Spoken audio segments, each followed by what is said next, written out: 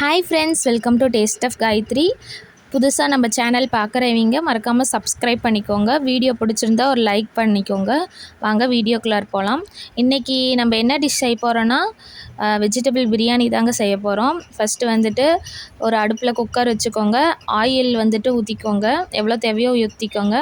ஊற்றினோடனே 4 லவங்கம், 2 பட்டை, 2 பிரிஞ்சி இலை, 2 ஏலக்காய் போட்டுக்கோங்க. அதே மாதிரி 2 பெரிய வெங்காயம் ஒரு மீடியம் சைஸில் இருக்கிறத வந்து நீல வாக்கில் கட் பண்ணிக்கோங்க ஃப்ரெண்ட்ஸ். இதெல்லாம் போட்டு நல்லா ஃப்ரை பண்ணி விட்டுக்கோங்க. அந்த வெங்காயம் வந்துட்டு நல்லா கலர் மாதிரி வரணும். எப்பயுமே பிரியாணியில் வந்துட்டு அந்த வெங்காயம் நல்லா பொன்னிறமாக வந்தால் தான் பிரியாணி சாப்பிட்றதுக்கு நல்லாயிருக்கும். இல்லைனா வந்து சாப்பிடும் போது வெங்காயம் வந்துட்டு வேகாத மாதிரி இருக்கும். சாப்பிடும் போது அந்த டேஸ்ட்டு கிடைக்காது. ஸோ நல்லா ப்ரௌனிஷாக ஆகிற மாதிரி ஃப்ரை பண்ணி எடுத்துக்கோங்க. கலர் சேஞ்ச் ஆகிடணும், வெங்காயத்தோட கலரு பாருங்கள் நல்லா கொஞ்சம் ப்ரௌன் ஆயிடுச்சு. நெக்ஸ்ட்டு பார்த்திங்கன்னா 2 ஸ்பூன் வந்து இஞ்சி பூண்டு பேஸ்ட்டு நம்ம போட்டுக்கலாம். போட்டுட்டு அதே மாதிரி இஞ்சி பூண்டு பேஸ்ட்டோட வாசமும் மாறிடணும். அந்த பச்சை ஸ்மெல்லு போகிற வரைக்கும் நல்லா எண்ணெயிலேயே நல்லா வணக்கி விட்டுக்கோங்க. நெக்ஸ்ட்டு பார்த்திங்கன்னா நம்ம வந்து 2 பெரிய வெங்காயத்துக்கு வந்துட்டு 3 தக்காளி எடுத்துக்கலாம். மீடியம் சைஸ் தக்காளி 3 எடுத்துக்கோங்க. ஸ்மெல்லு போயிடுச்சு. இப்போ வந்துட்டு வெங்காயமும் வெங்காயம் நான் எப்படி நீட்டமாக கட் பண்ணியிருக்கிறேனோ அதே மாதிரி தக்காளியும் நீட்டமாக கட் பண்ணி போட்டுருக்கிறேன். பாருங்கள், மீடியம் சைஸில் எடுத்துருக்கிறேன். ரொம்ப பெருசாக இருந்ததுன்னா 2 போதுங்க. போட்டுட்டு நல்லா எல்லாத்தையும் மிக்ஸ் பண்ணி விட்டுக்கோங்க. தக்காளி வந்துட்டு ரொம்ப வேகணும்னு அவசியம் இல்லைங்க. அந்த லைட்டாக சுருங்கி வந்துருச்சுனாவே போதும் தோல். பாருங்கள் நல்லா வெங்காயமெல்லாம் வெந்துருச்சு. வெங்காயம் தக்காளி எல்லாம் வெந்துருச்சு. இப்போ வந்து நம்ம கட் பண்ணி வச்சுருக்கிற கேரட்டு, பீன்ஸு இதெல்லாம் போட்டுக்கலாம்.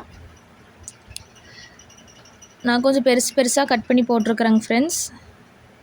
போட்டுட்டு அதோடு சேர்த்து எல்லாத்தையும் மிக்ஸ் பண்ணி விட்டுக்கோங்க.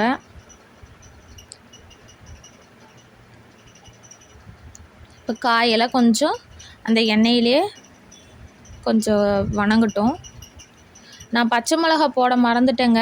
அந்த வெங்காயம் போடும் போதே பச்சை மிளகா போட்டுறணும், நான் மறந்துட்டேன். ஸோ இப்போ போட்டுக்கிட்டேன். ஒரு 4 பச்சை மிளகா போட்டுக்கோங்க. அதே மாதிரி இந்த மீல் மேக்கர் வந்துட்டு தண்ணியில் ஒரு 10 நிமிஷமாக ஊற வச்சுருக்கிறேன். நல்லா ஊறிடுச்சு.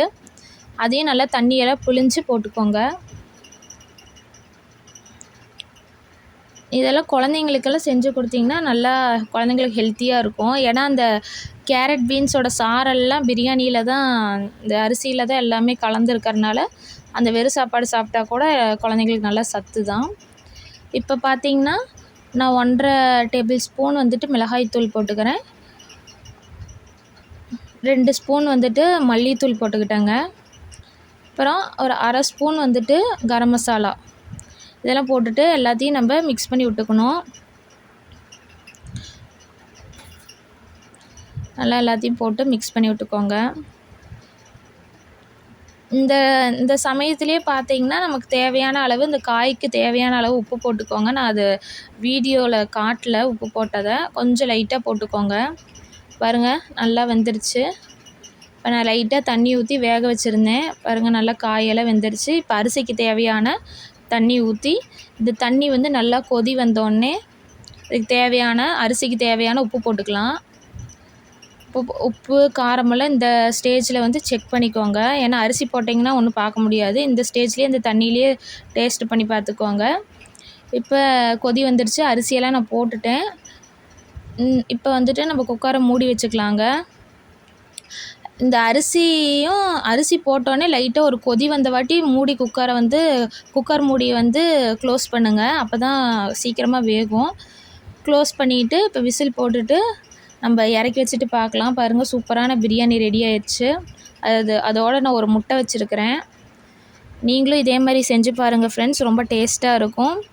குழந்தைங்களும் நல்லா விரும்பி சாப்பிடுவாங்க. வீட்டில் இருக்கிறவங்களும் எல்லோரும் சாப்பிடுவாங்க. பிடிச்சிருந்தா நம்ம சேனலை சப்ஸ்கிரைப் பண்ணி லைக் பண்ணிக்கோங்க.